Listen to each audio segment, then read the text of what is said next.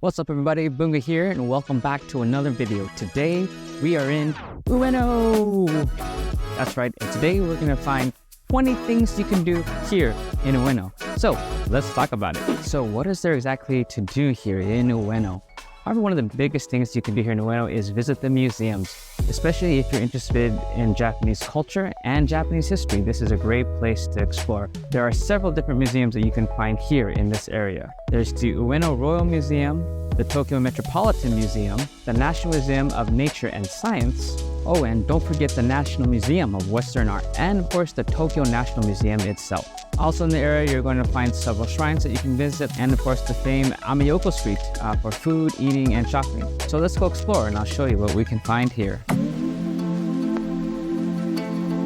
When you are visiting the museums in this area, do expect to spend a good half of the day here. The museums can take a lot of time to go through. You probably won't be able to visit all of them unless you plan on spending an extra 2 days here.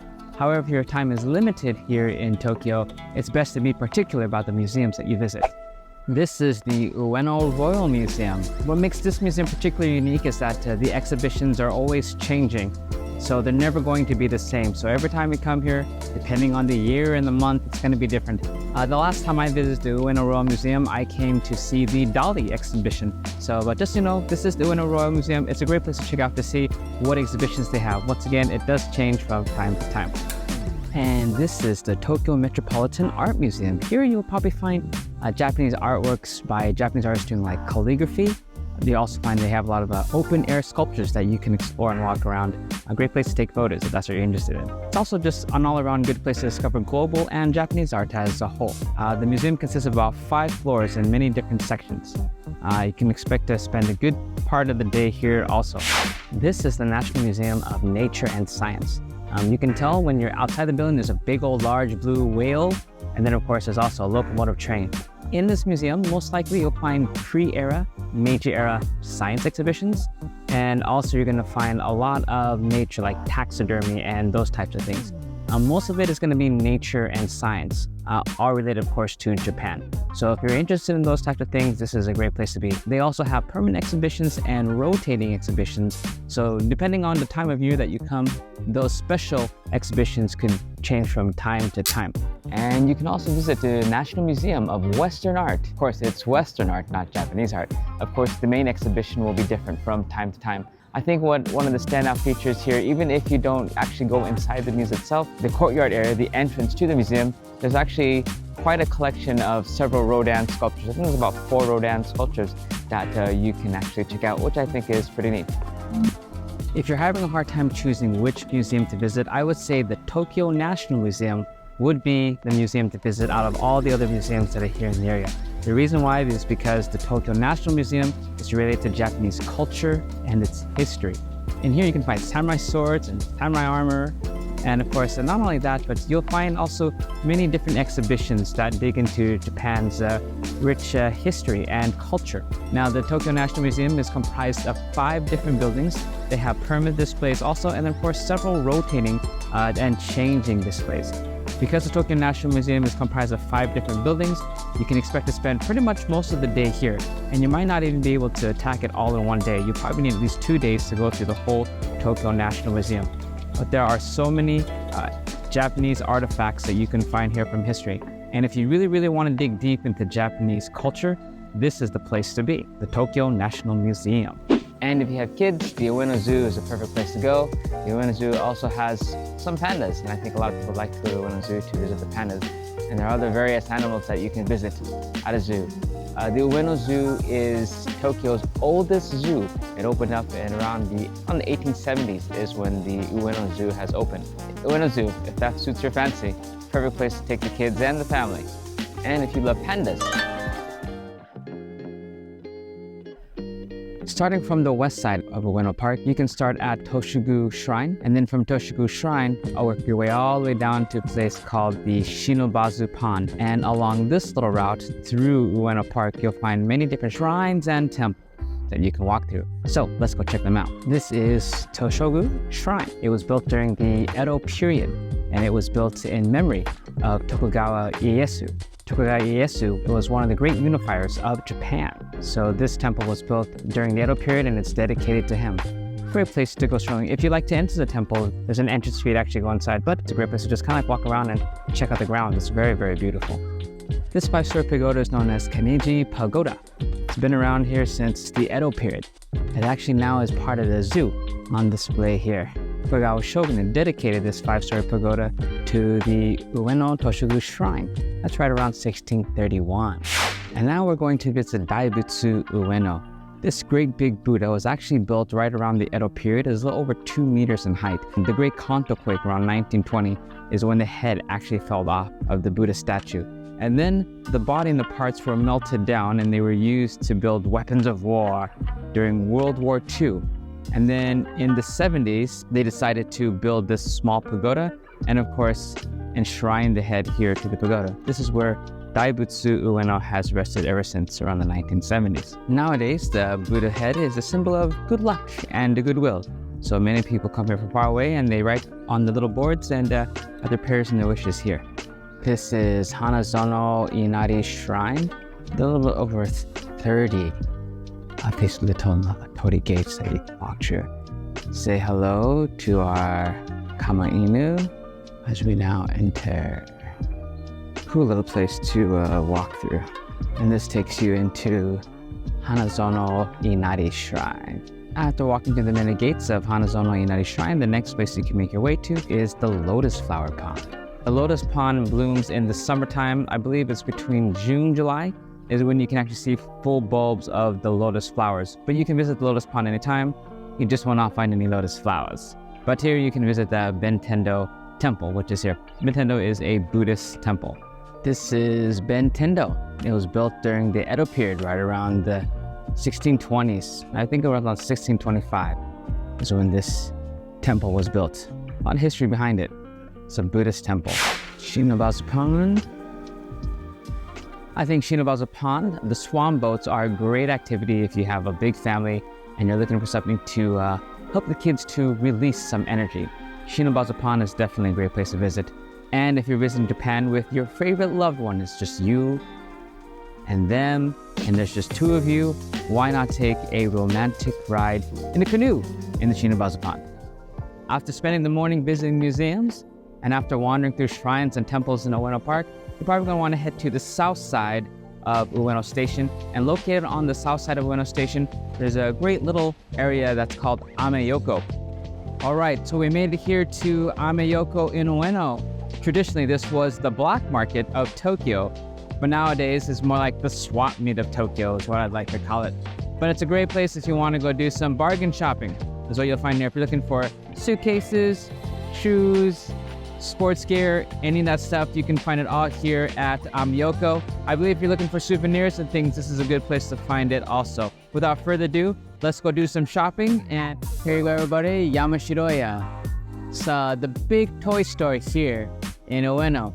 About 5 floors, plus a basement underneath, and then an event space at the very, very top.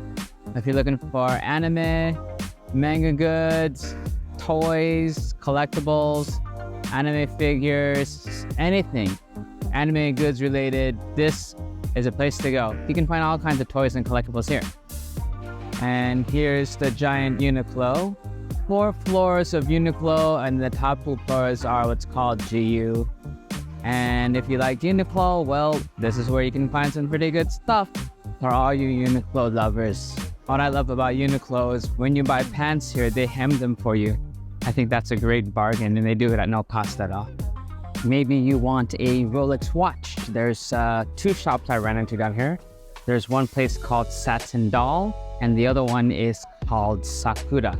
And both of these places do sell Rolex watches. They're not really authorized dealers, but once again, because of Japan's laws and the ways they work, these are pretty much some authentic Rolexes you can find here, and probably some pretty hard to find models of Rolexes. So if you like Rolexes and you're collecting them, these are places that you can check out also while you're here. If you're looking for some good deals on some secondhand goods, there's a little place I know called the Okura here.